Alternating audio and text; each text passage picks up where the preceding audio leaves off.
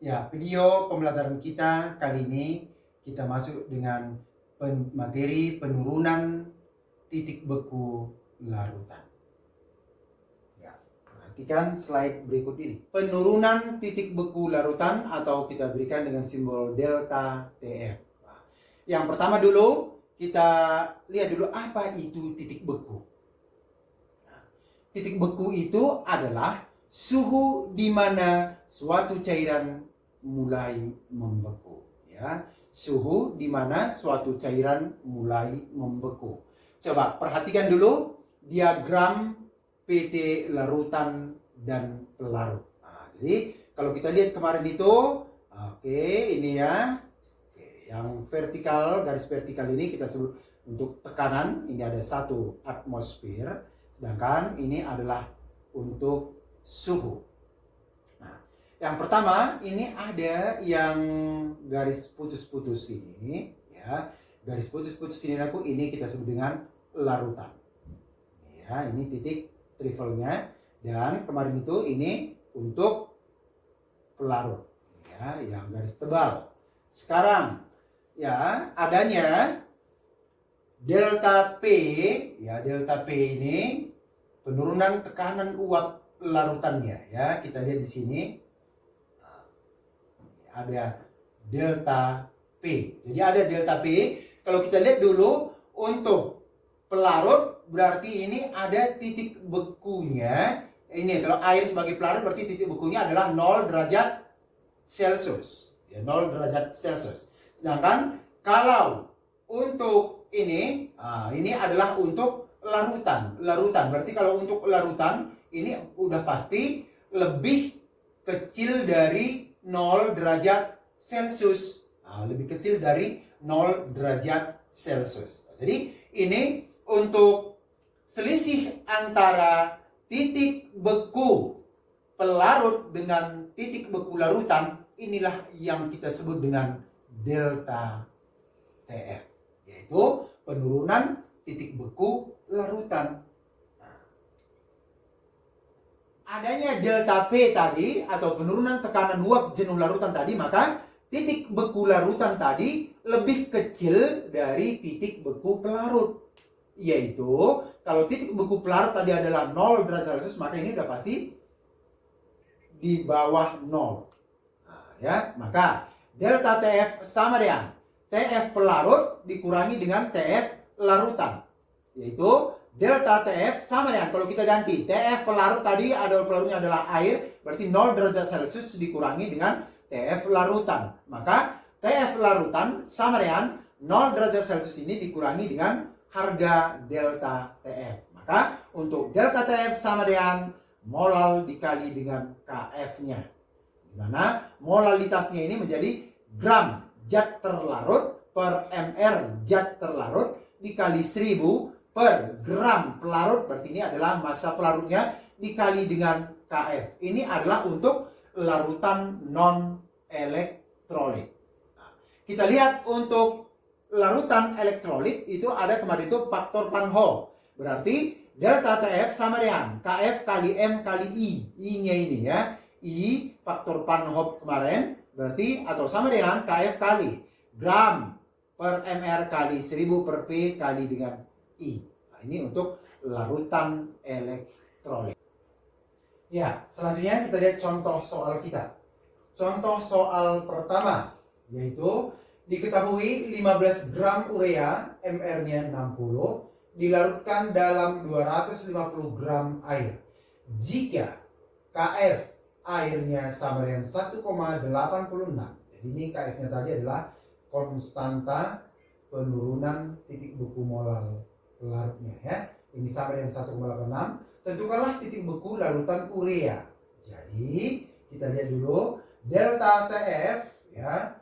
Delta TF ini sama dengan KF kali gram zat terlarutnya per mr zat terlarut dikali 1000 per P. P ini adalah massa daripada pelarut. Jadi kita masukkan harga KF-nya tadi 1,86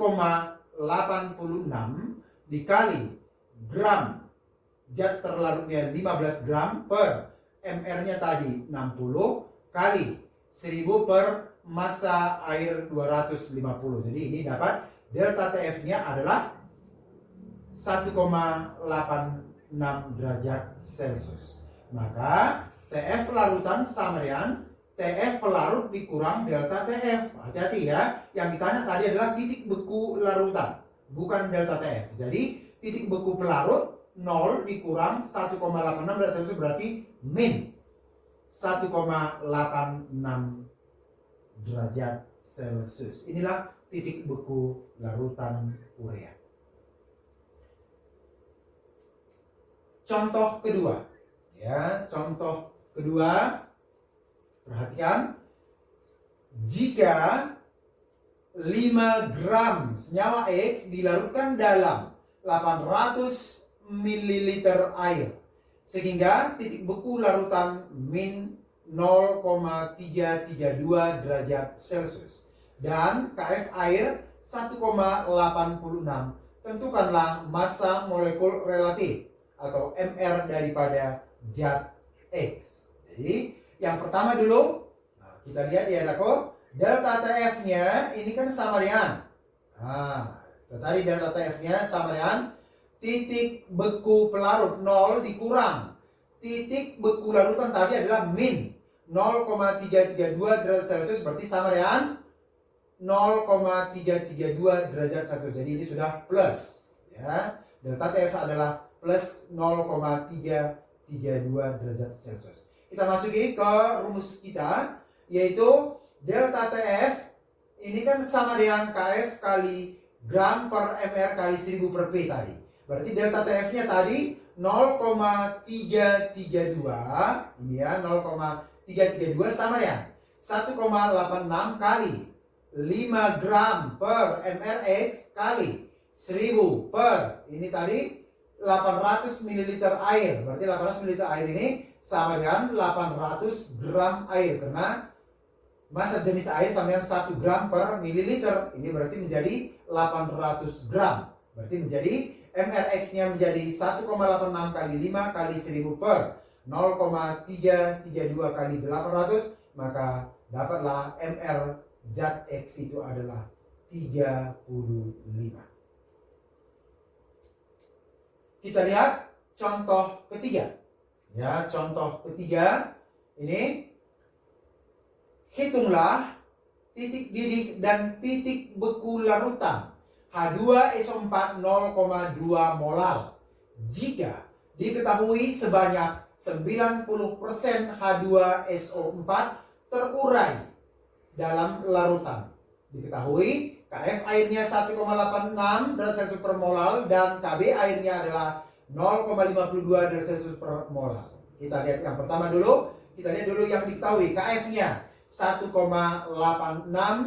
sedangkan derajat ionisasi terurai berarti ini adalah 90%, berarti 90 per 100 berarti alfa sama dengan 0,9. Maka selanjutnya KB adalah 0,52 derajat Celcius per molar. Maka kita cari dulu I-nya. Ya, I. Untuk H2SO4 ini terurai menjadi 2H plus